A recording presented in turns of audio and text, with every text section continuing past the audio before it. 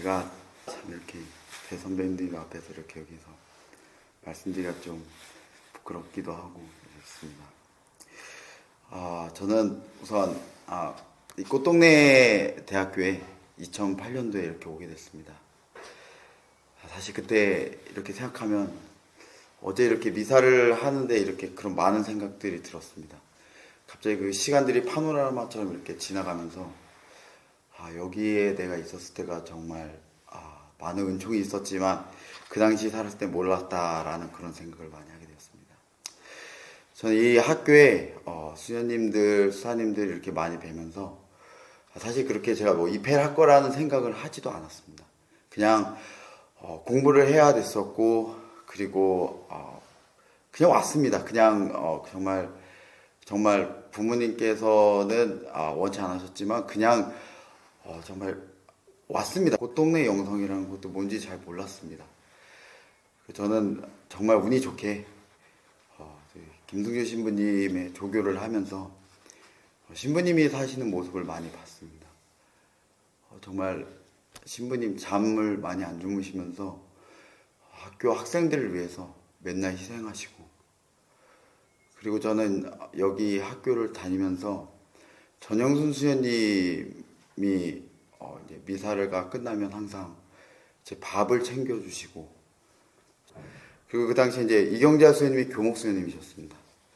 그 수녀님이 이렇게 아침마다 이제 신부님이랑 수녀님이랑 이렇게 같이 회의하고, 이경자 수녀님이 항상 전화해갖고 어디서 뭐 하냐고 그러면 항상 오라고 하면은 가면은 맨날 수녀님이 간식 준비해 주시고, 그냥 참 보기에 너무 겹게 수녀님들과 그리고 신부님의 사랑을 너무 많이 받았던 것 같습니다. 그 입회할 생각이 정말 없었는데 어떻게 하다 보니까 이렇게 지금 수도자가 이렇게 돼 있네요. 그래갖고 어제 오면서 어제 여기 신부님이랑 미사를 하면서 처음에 여기 꽃동네 대학교 왔을 때 첫날에 기억이 많이 났습니다. 그리고 정말 예상치도 못하게 필리핀에 가게 될 거라고 정말 생각을 못했는데 필리핀에서 그냥 이렇게 살고 있습니다. 꽃동네 공동체를 이렇게 생각하면 그런 생각이 듭니다. 다른 이 세상에 많은 공동체들이 있지만 정말 인간적으로 우리가 생각할 수 없는 그 이상의 것들을 꽃동네가 하고 있다는 생각이 듭니다. 저만 해도 그렇습니다. 사실 저 백혈병이고 저는 이제 수도 생활을 할 수 있는 그런 사람이 아닙니다, 사실.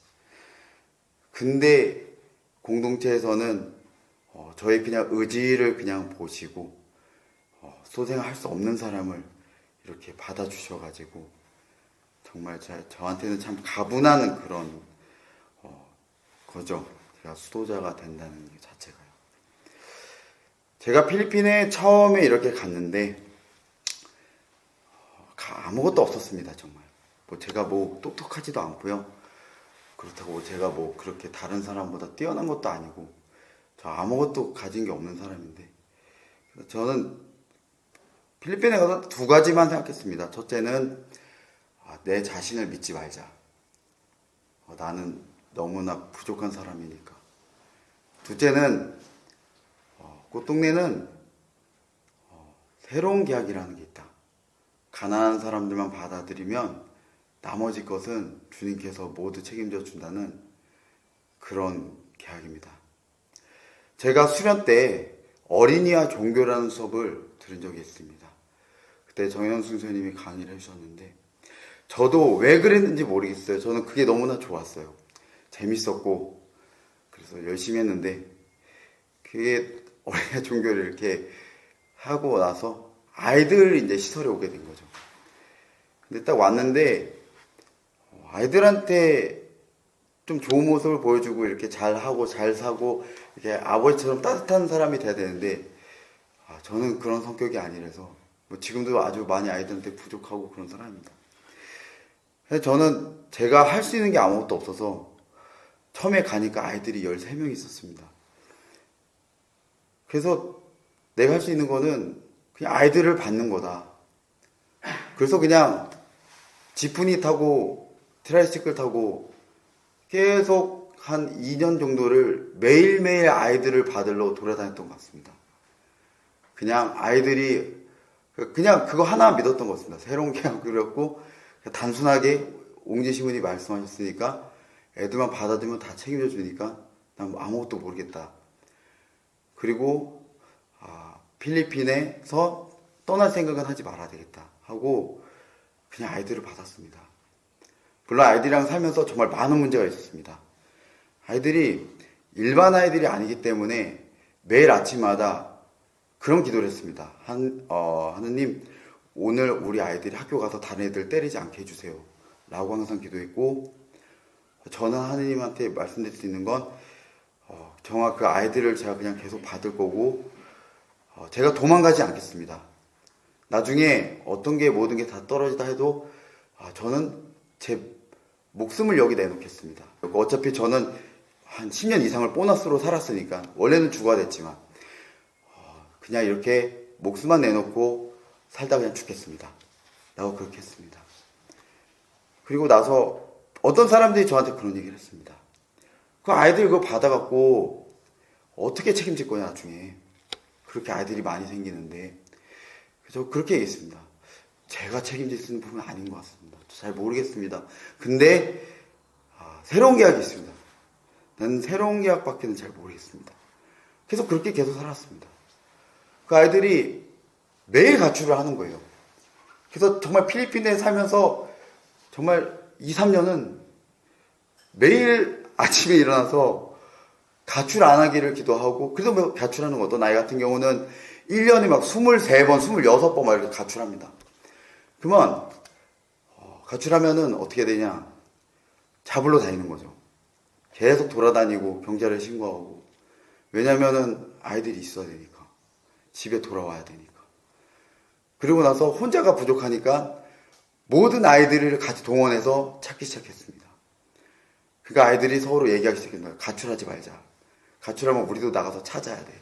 그러니까 아이들도 힘들어하는 것을 보았지만, 그래도 얘들아, 우리는 가족이기 때문에 가족이 없어지면 우리 가족 다 같이 찾아야 돼. 가족을 찾기 위해서 아이들이랑, 그리고 직원들이랑도, 직원들 참 미안하지만 퇴근을 못 하겠습니다. 가족을 찾기 전에는 우리 퇴근할 수 없다.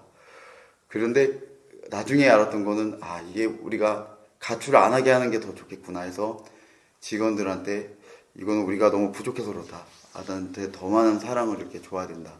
라고 해서 직원들이랑 합세해서 좀 더 나은 아이들이 이렇게 잘 살 수 있도록 이렇게 하자 했습니다. 그리고 와서 정말 많은 어려움들이 왔습니다. 정말 외국인이고 제가 그렇게 똑똑하지 못하기 때문에 지금도 언어를 막 이렇게 10년 동안 살았지만 원어민처럼 막 이렇게 능수능란하게 하지 못합니다. 근데 아직까지 마음에 항상 있는 거는 매일매일 눈을 떴을 때 가난한 사람 하나 받아들이면 모든 걸 책임져 주겠다는 그 하나님의 그 목소리. 물론 아이들 한 명 한 명 받을 때마다 하나님께서 오신 분님한테 한 것처럼 저한테도 그 목소리를 들려주시 줄 알았는데 한 번도 그 목소리가 들리진 않았습니다. 하지만 가진 건 그거밖에 없었기 때문에 그냥 아이들을 계속 받았습니다. 그리고 아이들을 받고 나서 어느 날 종신하기 전인데 그냥 방송이 나오고 나서 갑자기 많은 사람들이 집에 찾아오기 시작했습니다. 그 사람들이 찾아오면서 물론 이렇게 살면서 그런 사람들도 있었습니다. 우리를 이용해 먹으려고 하는 그런 사람들도 막 있고. 사실 처음에 제가 왔을 때 걱정한 게 그거였습니다. 아이들의 미래는 어떻게 돼야 되나. 하지만 그래도 그냥 새로운 계약밖에 없어요. 그래도 계속 아이들을 봤습니다. 그리고 나서 아이들이 한 명 한 명 늘어났고, 그 사람들이 막 찾아오는데 어느 날 어떤 분이 왔습니다. 찾아오더니 그런 얘기를 저한테 했습니다. 저는 그냥 이 로타리 같은 그런 봉사단체에서 있는 그런 곳인데요. 그냥 수사님이 여기 와갖고 아이들 그냥 보고 싶어 왔습니다. 저한테 갑자기 그분이 한국 사람들을 다 데려오기 시작했습니다. 매일매일 그냥 로타리 사람들이 한국에서 오면 우리 집이 무슨 방문 코스가 된 것처럼 계속 한국 사람들이 오고 나는 꽃동네 영성을 계속 얘기하고 그 사람들이 갑자기 모든 거를 다 갖다 주기 시작했습니다.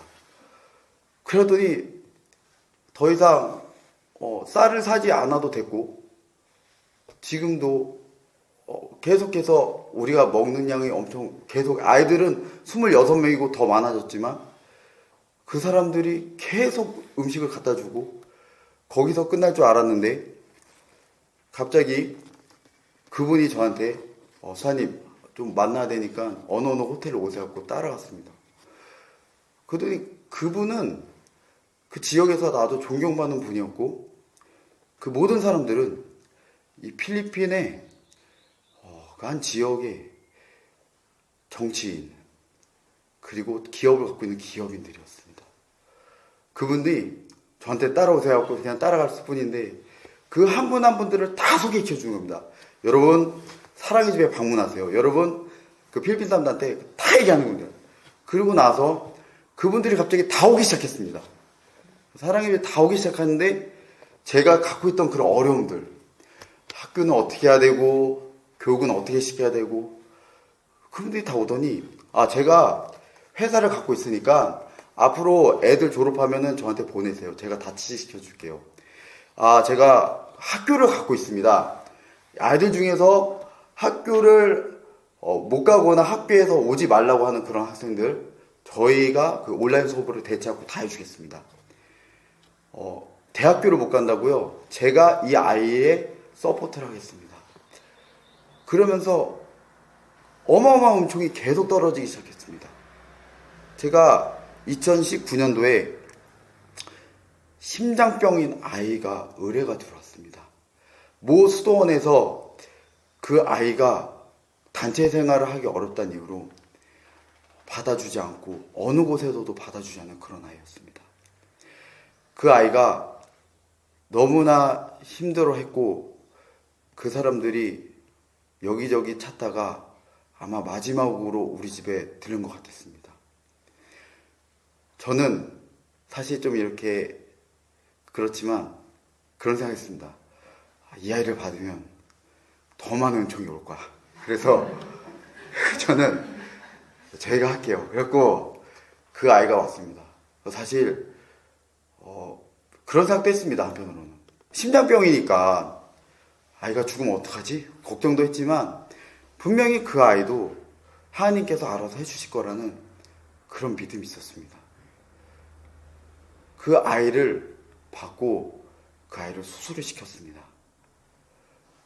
그 나중에 알고 보니까 그 필리핀 정부에서 참 운이 좋게 그 아이한테 다 해주더라고요. 그래갖고 그 아이가 무사히 수술을 하고 약을 먹고 살 수 있게 되었습니다. 그리고 나서 제가 가지고 있던 다른 문제들, 그런 문제들이 다 해결되기 시작했습니다. 옛날에는 우리가 그 받기만 했던 그 아이들이 지금에 와서 그 아이들이 달라지고 막 좋아지냐, 그런 거 아닙니다.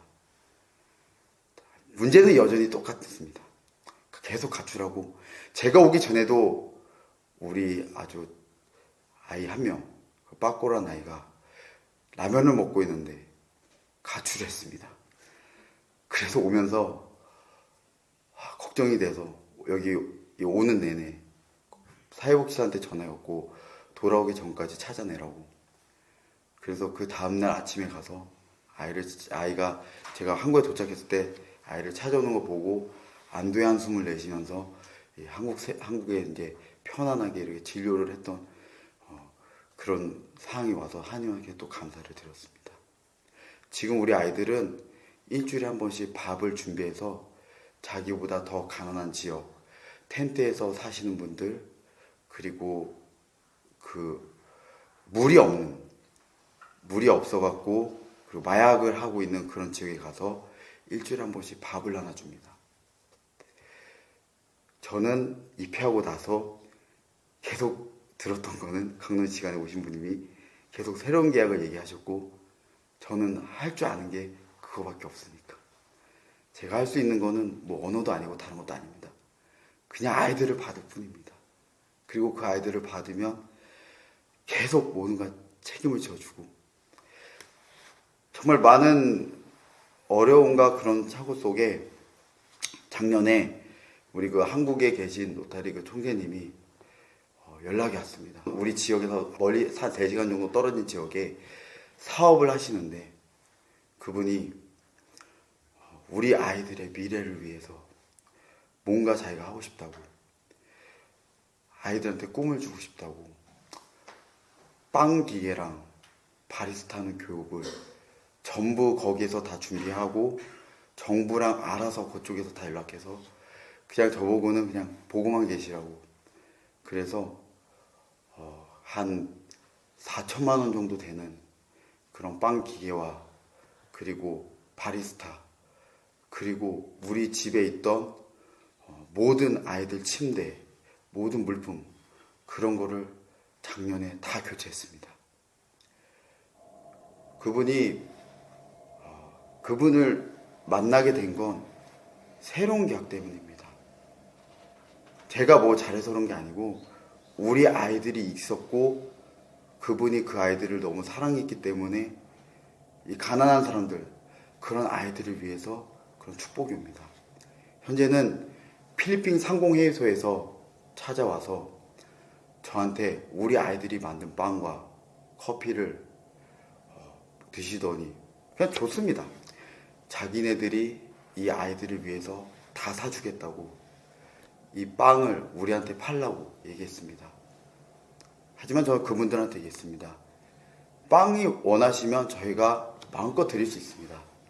하지만 우리 아이들을 가지고 장사를 하는 건 하지 않겠습니다. 그거는 저희 꽃동네 영성이 아닙니다. 저는 참 감사하게도 아이들 도와주셔서 너무 감사하지만 이 아이들을 가지고 이용해갖고 뭔가를 하고 싶지는 않습니다. 이 아이들은 꿈 있는 아이들입니다. 나중에 이 아이들이 더 큰 꿈을 가지고 사랑을 가지고 이 필리핀 사회를 변화시킬 수 있게 아이들을 위해서 계속 기도해 주시고 도와주십시오 라고 이야기했습니다. 지금도 마찬가지입니다. 앞으로 어떻게 살지, 앞으로의 또 10년이 어떻게 될지 잘 모르겠습니다. 하지만 지금 제 마음속에 갖고 있는 것은 새로운 계약 단 한 가지입니다. 그냥 그 한 가지. 살면서 많은 잘못도 하고 필리핀에서 많은 부족함이 있었습니다. 하지만 매일매일 수호자로서 필리핀을 떠나지 않는 것은 우리 아이들이 있기 때문이고 이 아이들이 대학교를 가고 장가를 갈 때까지는 눈 감을 수가 없습니다. 그렇기 때문에 이번에 한국에서 와서 느낀 건 몸 관리를 열심히 정말 해야지 우리 아이들이 나중에 손 내밀어서 수사님 도와주세요라고 할 때 내가 도와줄 수 있겠구나 그런 생각을 했습니다. 사실 모르겠습니다. 하지만 하느님께서 분명히 새로운 계약이 있기 때문에 제 목숨을 계속 지금 오늘도 그렇고 계속 살려주지 않을까라는 생각합니다. 꽃동네 대학교로 와서 수사 선생님들을 만나고 입회를 하고 필리핀에 가게 되고 매일매일 하느님한테 질문합니다. 하느님, 저를 어디로 데려가시는 겁니까?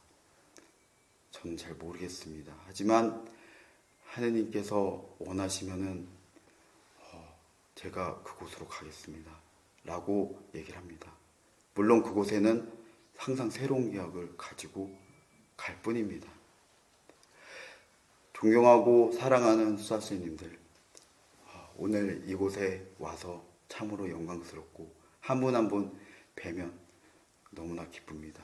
왜냐하면 2008년도에 승규 신부님이 저한테 그런 아버지의 모습을 항상 보여주셨고 전영선 수녀님께서 항상 저를 위해서 미사 끝나면 밥을 차려주고 이경자 수녀님이 저를 위해서 항상 전화를 해가지고 야 어디야 뭐 이래갖고 하고 이경자 수녀님이 한번 저한테 그런 얘기 한 적이 있어요.